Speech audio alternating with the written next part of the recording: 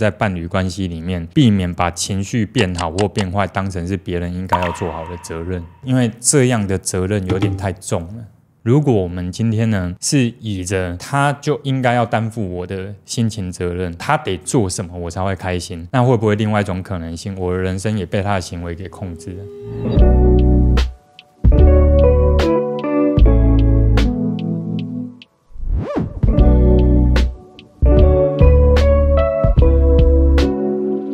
到底两个人是怎么从感情很好，然后走到后来就慢慢的变得距离很远，甚至就变最熟悉的陌生人？而且最吊诡的是，当中也没有发生什么不可原谅的事情，也没有经历过非常大的那种激烈争吵。我在想啊，就是在相处的过程当中呢，不断的堆叠很多伤害彼此感受的小事情，而这一些最常发现的有5个很大的特征，越是亲密的关系，越容易出现这种沟通的思考偏误。这一集要来替大家解开这5个最常见的亲密关系沟通的一种偏误。那如果你也是希望让自己拥有一个谈感情很好的恋爱体质，或者是说你现在有一段很重视的关系，你也希望让它越来越好，那这一集就要送给你了。欢迎来到人生解扣方程式，我是你的好朋友 Jaco。Hello， 大家好，我是香鱼。所以这一集我们要来聊聊这5个思考偏误是如何影响人跟人之间的关系，同时我们也可以因为解开这5个思考偏误，未来在跟伴侣或重要的人相处上呢，少掉很多不必要的沟通争吵。那这样你的人生也可以因为这样变得更开心更顺利。第一个思考偏误就是你应该要懂我才对。对。香云，你有觉得你有遇过什么故事可以来聊这一题吗？就是可能对对方的那个反馈会有自己的一个标准，是当他没有达到那个标准的时候，就会觉得这个不是我要的反应啊。像有一次就是我加班回家，然后很累，然后因为家里的那些洗碗啊，我觉得家事都是我下班回去再处理。那一天就是加班特别晚，回到家的时候我就想说啊，家人应该要就是知道我今天加班很累，所以回来可能没有心力做这些事情，应该要至少今天帮我把这些事情就是自己能完成的部分自己完成。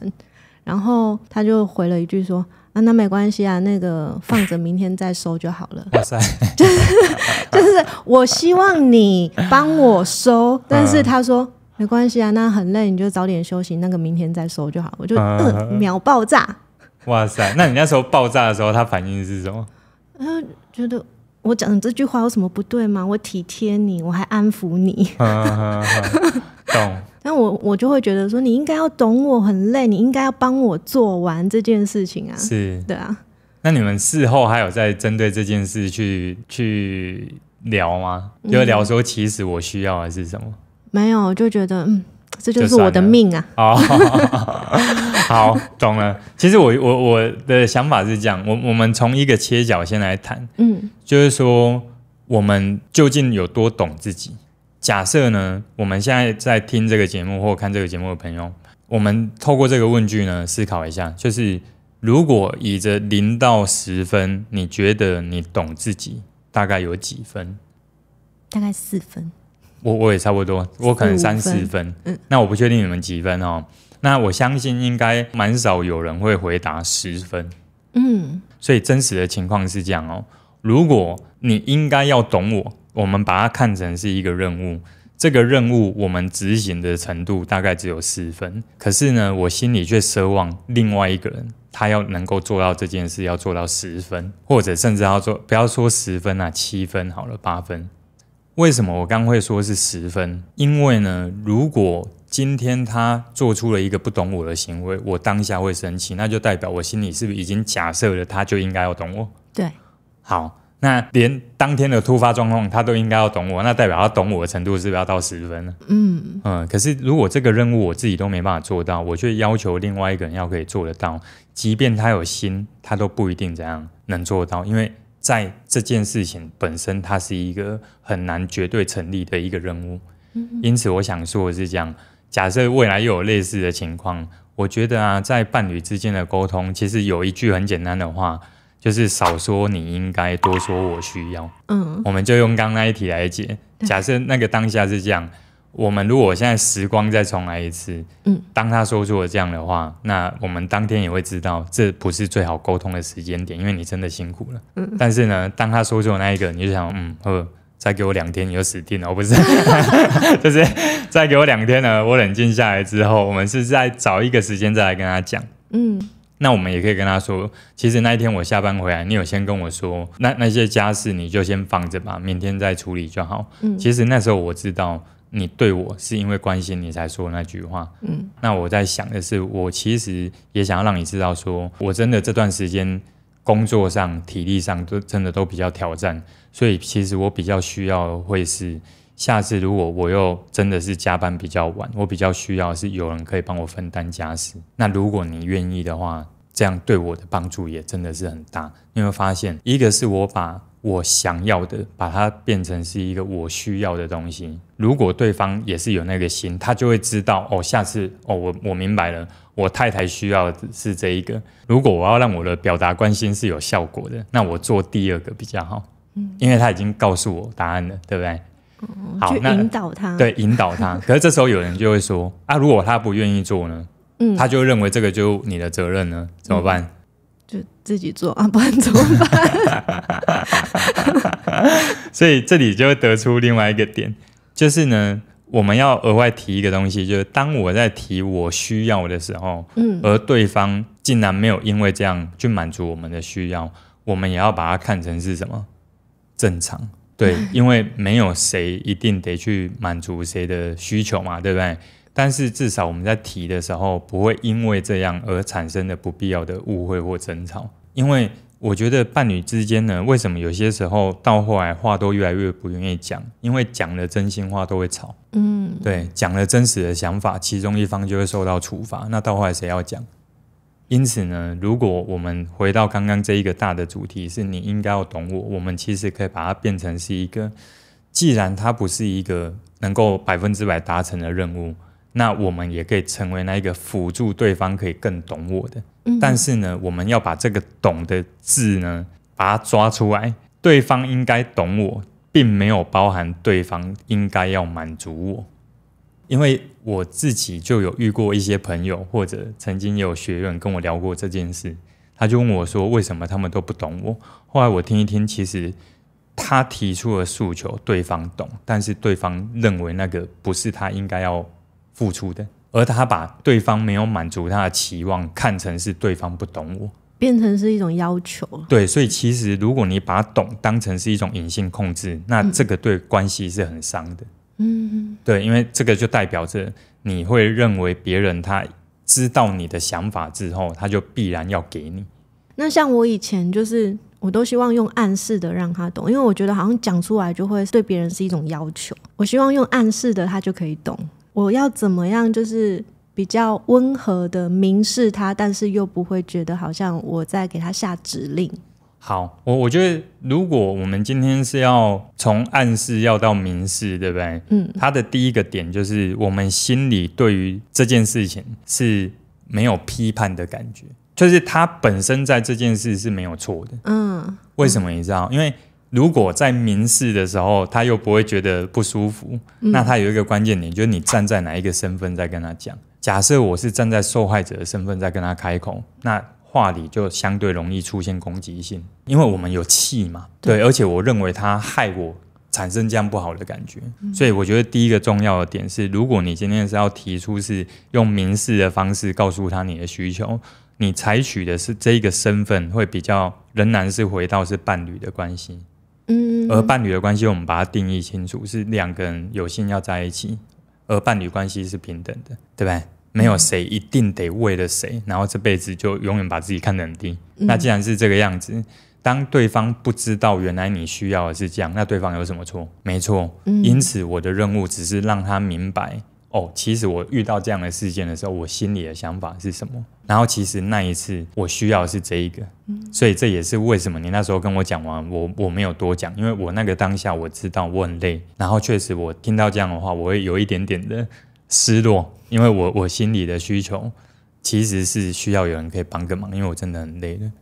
但是我之所以会隔2天再跟你讲，最大的原因是因为我也希望是用好的方式跟你对话，因为这件事确实你不知道我真实想法，也代表我气2天了。对，有没有？好，那所以你看，也代表我气2天，代表在受害者的这个角色呢，就待了2天。好啊，但是绝对有资格气，我得这样说，绝对有资格气。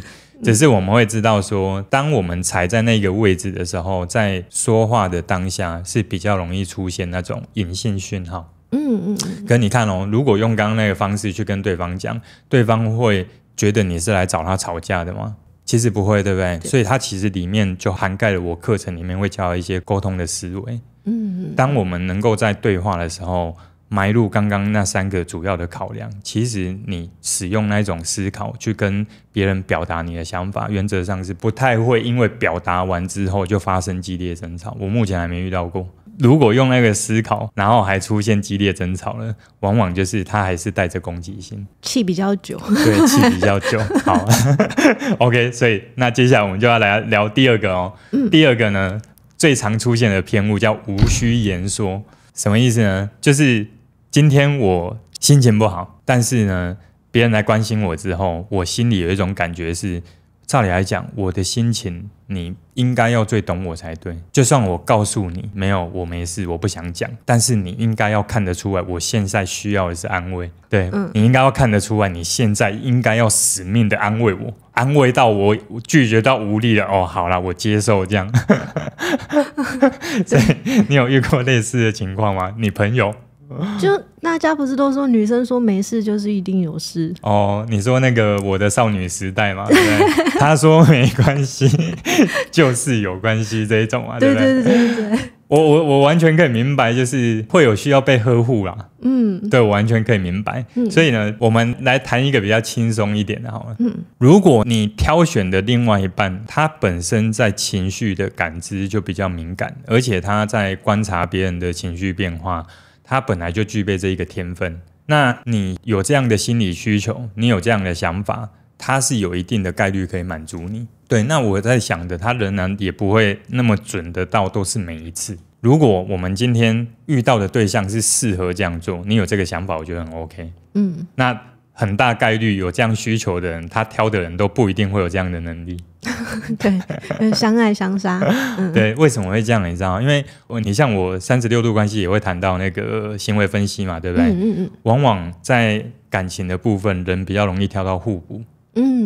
对，那挑到互补，那就代表如果我在情绪感知比较敏感，往往我挑到可能偏理性。对。可是我却要求一个理性的人要变感性，那这时候就要再推回来一次，那感性的人有没有打算要变理性？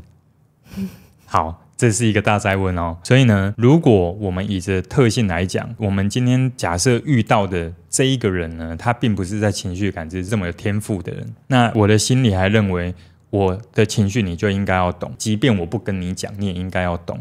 那这个时候可能会造成一个情况是，对方其实有心要关心，但是呢，在他的世界观里面是我过来问，还好吗？然后我们就回他说没事，然后他就会真的认为你没事，因为你告诉他了。对，这到底算木讷还是？而且在他的世界呢，人要说话算话。可是呢，如果他是这样的世界观的人，而我们又因为他这样又责骂他，你觉得对他来讲，他有没有受伤的感觉？对，就因为他的世界观是认为，我有过来关心你，但是你没有跟我讲，而且你还跟我讲没事，所以我相信你了。可是我相信你之后，我被骂了，所以不要讲反话。对，我觉得反话其实是很容易破坏信任感的。所以我觉得刚刚谈的另外一个情境是这样，因为对方是相信你的话，所以他认为没事了。可是他因为相信你的话，反而受到斥责，那会不会对他来讲，你那天受伤，他也受伤？其实关系有时候会越走越远，对不对？往往都是因为其实一开始都有心，但是因为有心的路线不一样，而其中一方的标准有可能在另外一个人的世界是不成立或者很难达到的，而在努力的过程不断的受到打压，很像是以前我们努力的过程不断受到家里的特定人的打压这样。打压到后来家里的关系很难散掉，是因为有血缘关系。可是今天谈的是交往，对不对？谁一定得这样？所以呢，无需言说这一个点啊，我觉得我想要用一个小的题来做总结，就是今天如果你希望的是对方安慰你，那你就要去判断对方是不是一个听得懂或看得出来你情绪的人。如果对方是一个看不出来你情绪的人，那这时候我的一个小小的提议，你可以告诉他你需要的是什么。要由我来让他看懂。对，但是好，就是我一路以来遇到事情，我就会比较沉默，然后不善于表达我的情绪，然后每次遇到问题都会想要躲起来，就是不知道怎么说，也不太愿意说。那我如果要练习开始主动表达的话，是不是可以先从表达一些比较不是那么负面的情绪，或是要怎么练习？其实我觉得表达这件事情的本身还是为了目的去服务。比方说好几个情况嘛，一个是我现在很闷，对不对？但是我就还没想清楚，我也不想讲。对，那其他人关心我了，那这时候我可能练习的，我思考的表达是为了让对方可以给我自己一个空间。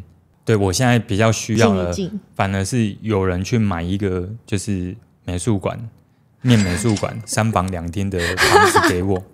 这招应该治百病吧？这个是开玩笑的，然后这个哇，心情就变得很好，这样哦。好，但是我想说的比较像是说，当我今天是有负面心情的，其实呢，我们如果愿意跟身旁的人讲，他会得出另外一个好处，就是我们也用行为告诉对方，我是信任你的。对。可是把情绪讲出来跟抱怨是2件事哦。有些人是把情绪放在抱怨里面，什么烂公司，拍什么片还要我当主持人，类似这样哦。就是我假设你的 OS 啊，我没有，开玩笑。好，所以如果我们今天是把情绪发出来，跟把情绪讲出来，它是完全不一样的。因为如果以刚刚那个题有没有，为什么我要拍片等等的，好，假设是这样。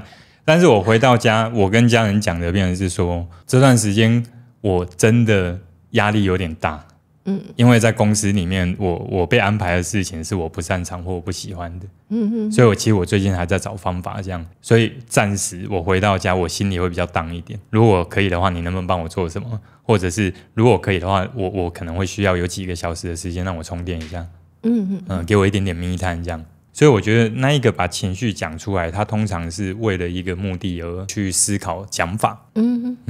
那第二个我觉得很重要要提醒的就是把情绪说出来，有些人会以为是示弱。对，尤其是男生，好像就是我无能这样。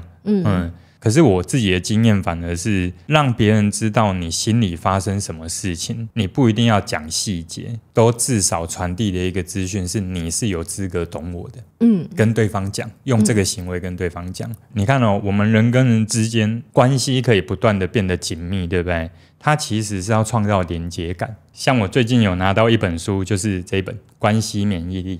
我先说这个没有收钱的业配，是出版社寄给我，我是真的看完之后我觉得还不错，蛮好的哦。就是它里面有提到，其实人跟人之间的连结有8个很主要的区块，有情感啊，有知性啊，等等等的。那你看哦，今天如果我们是可以交流情感、交流情绪的，那是不是双方的关系它是又再多一些连结感？所以呢，如果我们把交流情绪这件事情不要去分成正面或负面的情绪，而是我有产生什么感觉，我可以分享一下今天的感受，用这样小的方式去练习就好了。但是最后一个，如果我们谈到的是情绪的题，对不对？我觉得要特别小心的是在伴侣关系里面避免把情绪变好或变坏当成是别人应该要做好的责任，因为这样的责任有点太重了。什么意思？偶尔1、2次我觉得 OK 的，但是如果今天我的开心就是别人要来做什么，它会出现2种情况。第一个是，那对方如果有情绪呢，我们会打算怎么做？如果对方有情绪，那就他家的事，可是我有情绪也是他家的事。那这样的话，我的行为就会告诉对方，所谓的平等在我这边是不存在的。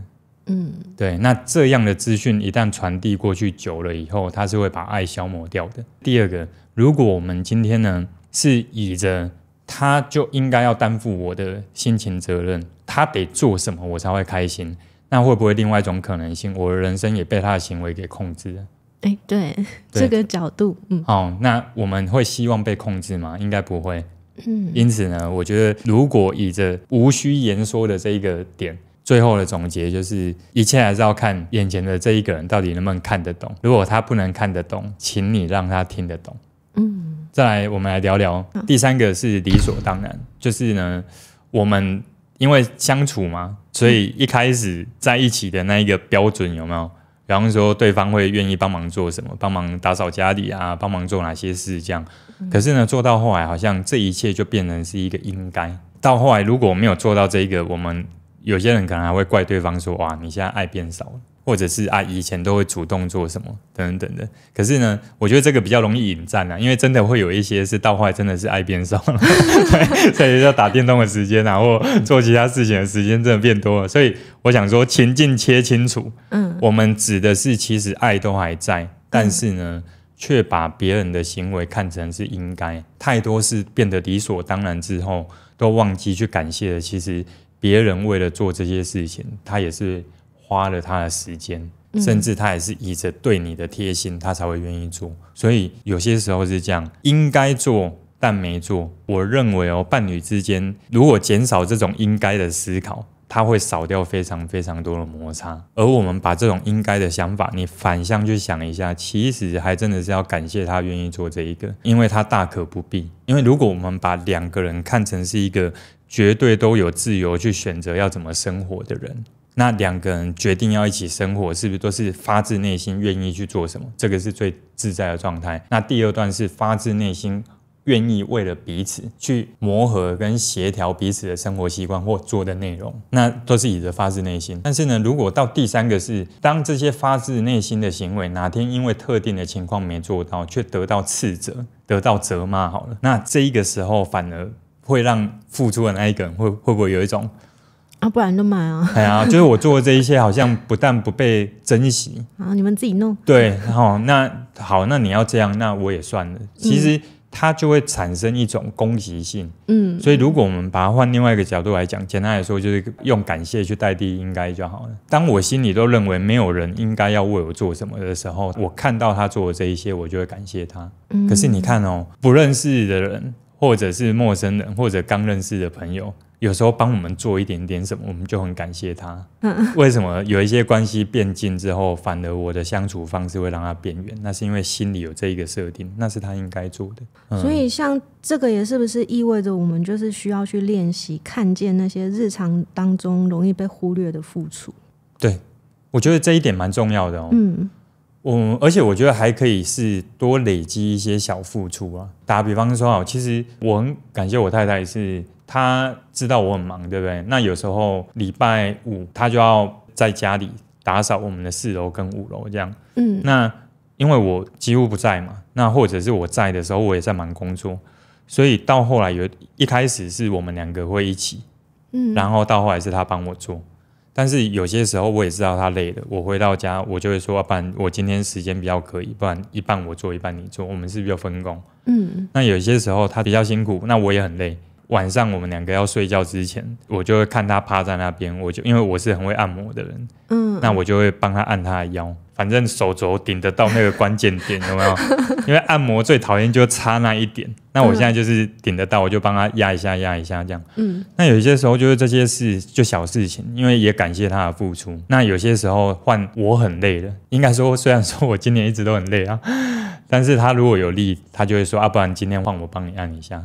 那我的感觉我也会跟他说没关系不用，你就休息，我还撑得住。可是我觉得其实是这样的，一个是我一直认为你应该要做什么，可是你却没做，所以我就骂，但是那没有所谓的应该。另外一个我全部都看成没有什么应该了，对不对？而我愿意多做什么，而2个人一心都堆叠好的感觉，跟让对方应该说我们自己去愿意做这一些，不是为了换得你愿意来做更多，单纯就是因为我觉得这段关系里面我想要这样做。他有做就是个加分项，他没做我也不会给他扣分。对，那如果是这样的心态就很好。那当然一定还是会有一些是你们协议的事情，可是他却没做的。那我觉得这一个呢就不在此限，因为这个是已经有约定过的事。对，那如果是这样，它就会变成是另外一种沟通方式。好，那再来我们就可以来聊聊第四个。第四个是什么？你应该和我一样。这个其实我觉得这种想法，香宇你身边有朋友有过吗？或者你自己曾经有过吗？不小心哦。对，我先说我自己好了。好，我自己是曾经有过这样的想法，尤其我现在在教沟通，有没有？我后来真的有发现，其实道理大家都懂，可是不自觉的还是会跑出一两个。对啊，对。那我觉得你应该跟我一样，这一个，你刚刚有联想到什么？我觉得是价值观呢，就是生活当中的小事，就是我自己是习惯，我如果我在房间里面，我在看书或看电视，我觉得在一个空间里面，我希望灯火通明，就是因为我可能小时候怕黑，怕自己一个人在家，长大之后我习惯我在哪里，我那个灯都是要全开的。然后他们家就是如果太阳还没下山就不能开灯，然后我就不喜欢那个暗暗的空间，我就会觉得你应该要跟我一样，就是怎么讲，习惯这么亮。对啊，下午了，然后还很昏暗的光线，那会让我很不舒服。我懂你的意思，就是其实不是灯的问题，是对你而言，这是已经是一个会影响到安全感、生活习惯，对，而他会觉得我浪费电。懂，我觉得这个真的就是价值观不一样啊。因为我觉得这个你应该跟我一样的概念，会比较像是说，我有这个喜好，所以你应该跟我一样。我有这个想法，你应该跟我一样。就像有些人是这样，很喜欢户外运动，可是另外一半就偏偏喜欢宅在家。对，那他就会觉得说，那你应该要跟我一样啊，要更重视健康啊。你要更重视什么啊？你要时间应该要更有效率才对啊。可是呢，其实我觉得这一个所谓的你应该跟我一样呢，它透露出来的有些时候会出现的是高低啊，高低之分。对，好像我的这个想法比较对，你的想法比较不对，可是你应该要跟我一样。我使用时间有效率，你应该要跟我一样。对，我重视健康，你那么懒散，那你应该要跟我一样。所以如果是出现这种上对下的呈现呢，它对关系也会产生一定的伤害，因为那个感觉没有人喜欢被贬低，这个大家要知道，对不对？可是我们谈第二个，你应该要跟我一样呢，它其实要小心的是隐性控制。隐性的控制，因为他心里已经有一套标准，就是我的这样就叫标准，而别人要来跟上，对，而实际上呢，这套标准它是不是可以成立？我觉得我们人跟人之间，尤其伴侣，假设是夫妻，对不对？他们要立场可以是一样，但是呢，喜好可以不一样，尊重，这样那个空间才有，对不对？尊重双方的不同，对，比方说。你是需要有光的，但是他需要没有光，不是需要没有光，他觉得这样比较省电。他也需要光线啦。他如果有在骑脚踏车，你买一台发电机给他骑，那你回到家，你练的时候，这个电力就会储存起来。那刚好你们两个需求都解决一样哦。好方法，好方法。你看我们这样聊一聊就有新灵感。但是呢，我想说比较像是你跟我一样，我觉得立场一样 OK 啦。比方说两个人都是为了这个家，对不对？或者我们做很多决定有一个相对高的准则以着小孩子的未来好。对，那我们以着这一个点，我们可以共同来做什么？那这样的立场一致，我觉得是 OK 的。但是方法它就很难要求是一致的。因为我有遇过那种失衡的情况，尤其是孩子的教养问题比方说其中一方就很硬，那另外一方比较希望小孩子至少我们以前都被要求那么久那么痛苦了，那个痛苦不要再给小孩了，有没有？当我们的想法是这样的时候，是不是两个人的教养方式就会不一样？可是如果我们现在的想法是我们都结婚那么久，你应该要跟我一样，那他势必就会打压另外一个人的想法了。所以我觉得在这一个点它是很容易出现。我们只要记得一件事，从头到尾都不会有人是一样的。那关系当中哪些不同是需要磨合跟协调，哪些不同是我们应该要学会去欣赏然后放手的？哪些是需要磨合的？我觉得其实有很多像是生活习惯。或者是金钱观，对，然后使用时间的方式，或者教养小孩子的方式，我觉得有很多都是需要花一些时间磨合。可是那个磨合的心态很重要，是不要又把所谓的磨合到后来只变成其中一个人以谁为主。有些人是这样，我努力要去磨，是要把对方磨成适合我的形状。对，对不对？很多，很多是这样。那通常这种磨到后来都会两个人都伤了。不信你看，换我们被他磨，我们也不舒服。对，所以我觉得，如果我们今天不要以着把形状完全变成我需要的样子，而是把尖锐的地方呢挪到不会碰撞的地方，而把会碰撞的地方各自把它修圆一点点，各自都有一些空间，那这样其实挤一挤还是可以过一生。像我太太，她就比较是那种有洁癖的，她会把东西弄得很干净，然后弄得很整齐。然后像我的话，我就会把东西，我会有我的秩序。所以我们两个的磨合，是不是这一个小点就会是我每次要找东西我会找不到，因为东西会被收在一个不是我放东西逻辑的地方，对不对？这是第一个可能性。第二个可能性是我真的放到也忘了，因为事情太多，所以这一切都是我的责任嘛。所以我自己如果要做，我就要自己去处理好。但是我可能跟我太太要磨合的点就会变成是说，日后我哪些东西我常用的，你不要帮我收，因为我找的时间会耗费更久，我现在没什么时间。我是感谢你愿意帮我收这一个，对，所以我们开始就会有一个默契。那一样啊，他也会有他的习惯，就如同对我而言好了，其实呢，也是我太太我才知道副驾对女生来讲，对她来讲是不可以给其他女生坐的。但是在我的世界观里面，我会认为这个好像是在你看不见的地方，我仍然要被你设置一个规则给限制的。但是他那时候一讲，我说 OK 没问题。你看哦，对我而言，这是一个在我原本世界里面绝对不会成立的事情。真的吗？可是我对，因为对我来讲，我本来就不喜欢被限制。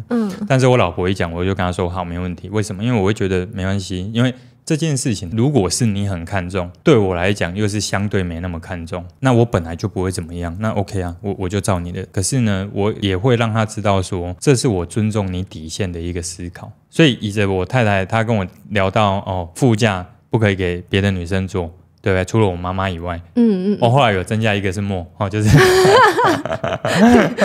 那所以其他人都不行。那我也真的开车到现在那么久，那个地方就是这样。那为什么？因为我就觉得答应了就答应了，即便他没看到我答应了就算数这样。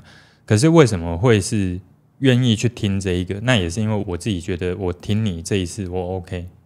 对。但是如果什么都要变成限制，比方说连哪个地方都一定要照他的方式摆，那对我来讲这已经到不可磨合。所以我想说的这个可磨合，它尽量是一个在双方的心态底下呢，在磨合之后有调整之后，心里还算相对顺的情况。但是有些时候一定有些点会有小不顺，到那个时候怎么办？就记得对方也有可能为你磨合了那一个他很不顺的点，所以不要算那么精的啦。对，对不对？因为他磨合那个很痛的，他也不一定跟我们讲。所以为什么我会是这样的思考？其实有很多事到后来真的就算了，已经没那么重要了。能够在一起开心重要，这样。小事有时候挤一挤就过，不爽就笑一下。对，就像我最近发生的那件事就是啊。我在找一条黑色的那个充电线，因为那条是我另外买 Type-C 的线，我就找很久找不到，因为我讲课要用，结果我找不到，我就去讲课了。然后回到家之后，我就继续在找那条线。我回到家找很久，因为我在公司这里又找很久了，找不到，所以我行李箱也翻遍了。直到我在家里又在找的时候，然后我老婆就说：“你怎么老是在找东西这样？”然后我就跟她说：“你有看到一条线吗？什么什么的？”然后她说：“啊，你都没有找过吗？”我说：“我找不到啊。”然后她说：“你看你东西都乱放什么的。”然后那时候我就说：“啊，你有时候都会把我东西收到我看不到的地方。”然后我们就在那边笑，我就继续找。后来找不到，我就说：“算了，我就准备要手机打开我要买，因为缺一条。”然后这时候他说：“等一下，你说黑色的线等我一下。”然后他就跑去一个地方翻开一个柜子，从里面拿出来那条线。然后我看着他拿到那条线，我看着他，他也看着我。你的想法是什么？我那时候第一直觉就说，果然又是你这家伙收了。但是其实我没有生气啊，因为就知道不一样嘛。对，因为我会觉得他就是我帮你收好，你要感谢我啊。对，因为那个概念是我放的地方是他看的会乱的地方。对对对，所以、因为他觉得很乱，所以他收起来了。对，所以我觉得这个就是不同处嘛。当我心里没有认为你应该要跟我一样，我看到这件事其实就不太会生气啊。而且其实也没什么好生气，为了一条线干嘛？对不对？可是那时候我们反而就互刁啊，就会刁说对啦，都没有收啦什么的啊，我们都在那边笑啊。对啊，我觉得这样是好玩。对，当我心里本来就知道每个人都不一样就好了。对，好，那我们终于来到最后一个给你讲啊，不然都是我 Q 主 key。你本来就是主 key。哦，对对对。好，第5个是什么？是无条件支持。无条件支持哦，就是比如说我今天在工作上面，其实明显就是我犯了一个很低级的错误。但是我回家，我跟我的另一半在诉苦的时候，我其实已经很自责了，然后我希望的是他站在我的立场安慰我。可是我跟他讲这件事情的时候，他就很有条有理的分析说，那你下次遇到这种状况，你就应该要怎么样，你怎么做，下次就不会发生这种状况，就变得很理性。可是这不是我要的答案，我觉得你应该无条件支持我，包含犯的错误。这个概念比较像是说，今天不管我遇到什么事情，我都希望你先选择站到我这一边。对，然后就听我讲什么。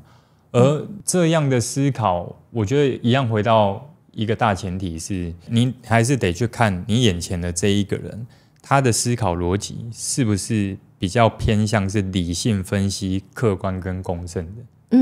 对，因为如果是的话，你会不容易要求这样的人无条件去支持任何的情况，因为人他一定是支持你的，但是他对事情会有定见，而且他心里会有一个想法是这样：如果你做错一件事，也因为这样得到你不要的结果，那他能够帮到你的是确保你不会再受到伤害。